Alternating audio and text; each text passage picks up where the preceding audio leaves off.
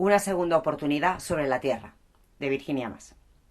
Se avecina una auténtica catástrofe, una desgracia de magnitud hasta ahora desconocida. Sé que ustedes pensarán que exagero, que el hecho que voy a relatarles constituye tan solo una ínfima partícula de este telar inmenso que es el universo. Pero desde aquí imploro su ayuda e implicación con mi tragedia personal. Un suceso que podría llegar a arrastrarles al mismo pozo de desesperación en el que ahora me hallo. Pongan toda su atención, avisen a las autoridades si tienen alguna pista, difundan mi mensaje entre todos sus contactos. Estoy desesperada, porque las consecuencias de un simple descuido podrían llegar a ser devastadoras. No recuerdo ni cómo ni cuándo. No puedo visualizar la última vez que la sostuve entre mis dedos. Juraría haberla guardado, como suelo hacer cada día, en el cajón de mi escritorio. Esta mañana abrí el cajón, palpé el fondo y volví a cerrarlo incrédula.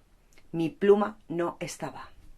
Volqué violenta todo su contenido y tan solo oscilaron un par de folios emborronados hasta posarse en el suelo. Arrodillada fui consciente entonces de mi patética situación y me cubrí el rostro con las manos. De nada servía llorar. No tenía sentido alguno arrastrarse por la ira que encendía mis mejillas y convertía mis pupilas en dos inmensas bolas de fuego. No había tiempo que perder. Tenía que recuperarla con urgencia. Ustedes pensarán que he perdido la cabeza, pero antes de juzgarme, escuchen atentamente la historia de esta pluma, que está ligada con un cordón umbilical de acero a mi propia existencia. Y ahora, intenten ponerse en mi lugar por un mísero segundo. Mujer, gitana y orgullosa de mis raíces, de familia humilde que tuvo la inmensa fortuna de aprender a escribir y a leer en el colegio. Nací en una provincia tediosa, en un lugar en el que los segundos martilleaban tus oídos con un tic-tac desquiciante. Segundos vacíos y encadenados en los que nada ocurría. Encontré en los libros un refugio idóneo a ese ambiente hostil. En mi casa era imposible concentrarse en el estudio y comencé a visitar con frecuencia la biblioteca de mi barrio. Un espacio teñido de gris con múltiples estanterías escrupulosamente ordenadas por autores y géneros. Una estancia áspera y sumida en la penumbra que no invitaba en absoluto al placer de la lectura.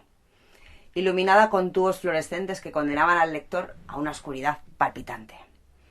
Tras el mostrador, imperturbable, se escondía Genaro, un excéntrico personaje que caminaba encorvado y vestía coloridas chílabas como un homenaje a Tánger, esa tierra cercana y lejana que lo vio nacer. Era un ferviente lector, y los escasos usuarios de esta biblioteca se veían obligados a carraspear para llamar su atención y devolverle al tiempo y espacio correspondiente. Disculpe un momento, enseguida estoy con usted, solía decir mientras devoraba las últimas líneas como un león condenado al ayuno. Y llegaba a demorarse tanto que muchos se largaban resoplando y no regresaban jamás. A Genaro no le importaba lo más mínimo. La paciencia, según su parecer, era una valiosa virtud en esta sociedad que derrapaba a 1000 revoluciones. Si alguien deseaba con firmeza que le fuera prestado uno de esos ejemplares, debía dar muestras de tolerancia y empatía con el mágico encuentro de un libro con su lector. La prisa era el filtro adecuado para desterrar a los visitantes que no eran bienvenidos en este peculiar rincón del saber. Enseguida sentí curiosidad y reemplacé mis apuntes de química por una libreta de hojas color sepia. A modo de diario comencé a notar los movimientos y palabras de este bibliotecario que derrochaba devoción por su denostada profesión. Describí minuciosamente su aspecto, el tono de su voz, el color de su vestimenta. Investigué a fondo sus autores favoritos, sus citas más recurrentes. Compuse en poco tiempo una biografía no autorizada de un lector huraño en una biblioteca de provincias.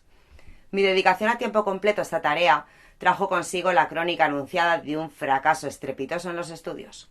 No conseguí aprobar una sola asignatura aquel trimestre. Pero mi reacción me colocó en las antípodas de la desolación. La escritura se convirtió en el único lenguaje en el que me sentía capaz de liberar a los agitados pájaros que en mi interior se revolvían enjaulados portando cada uno de mis sentimientos. Una tarde, armada de valor, me aproximé a Genaro. Esperé inalterable a que terminara su lectura, sin interrupciones, sin toses, sin golpes en el mostrador. De pronto abandonó el libro boca abajo y ese grueso tomo extendido sobre la mesa sirvió de puente entre nuestras almas solitarias. —¿En qué puedo ayudarla, señorita? —preguntó, dibujando en sus labios una extraña sonrisa de complicidad. Disculpe mi interrupción. Llevo un tiempo escribiendo en este cuaderno y me apetece regalárselo. Indiqué haciendo entrega de mi viejo diario. Sus ojos contuvieron una evidente emoción que desbordaba los poros de su cuerpo enjuto. Cerró el libro de forma contundente y lo puso en el mostrador. Las luces se apagaron para volver a encenderse de inmediato. La lluvia caía incesante sobre la oralita del tejado. Con la mano me dio a entender que era mi regalo. Una exquisita edición de 100 años de soledad, de Gabriel García Márquez. Saboréalo despacio. Toma las notas que precises. Cuando lo termines, habla conmigo. Un clásico de la literatura, un referente mundial, una obra maestra. Qué enorme responsabilidad para esta pésima estudiante. Me sumergí con temor en la apasionante genealogía de los Buendía. Y en efecto, Genaro estaba en lo cierto. Nada volvió a ser igual desde entonces.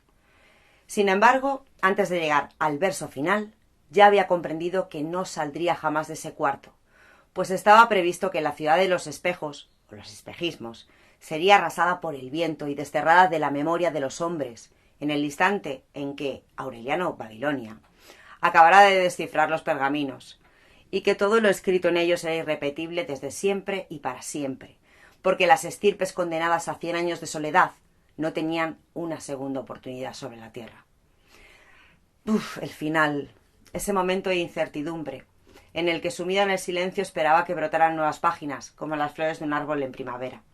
Lloré entonces de rabia y alegría. Era un punto final, un simple signo de puntuación que abría una ventana a un territorio hasta ahora inexplorado, el realismo mágico, la vía de escape de su asfixiante contexto, la posibilidad de manejar el tiempo y el espacio a su antojo, el increíble poder de crear personajes y situaciones inverosímiles, en una realidad insustancial como la suya. Un bolígrafo y una libreta serían a partir de este momento los alimentos indispensables de mi dieta diaria, condimentando cada escrito con elementos fantásticos y, sin embargo, perfectamente adaptables al mundo real.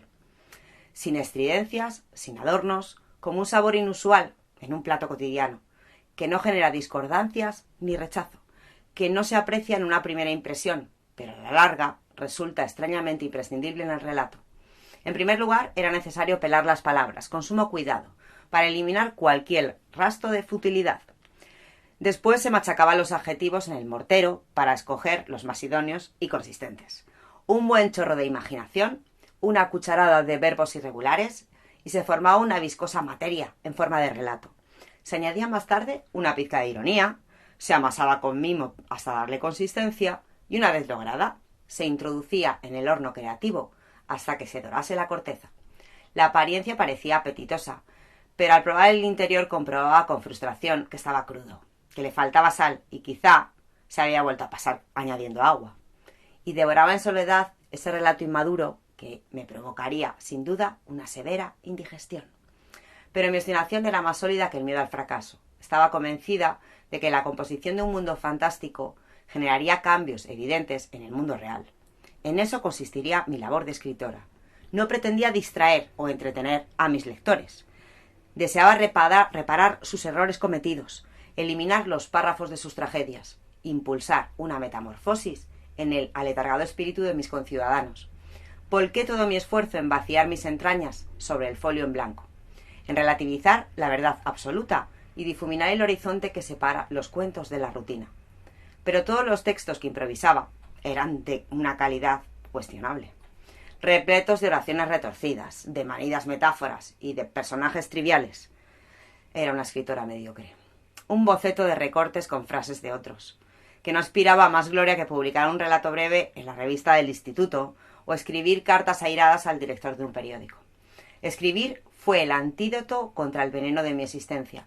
Fue susurrarme secretos al oído y, ante la imposibilidad anatómica de llevarlo a cabo, quedarme siempre con la incertidumbre. Fue un juego de estrategia que consistía en combinar palabras desconocidas y generar una relación consistente entre ellas.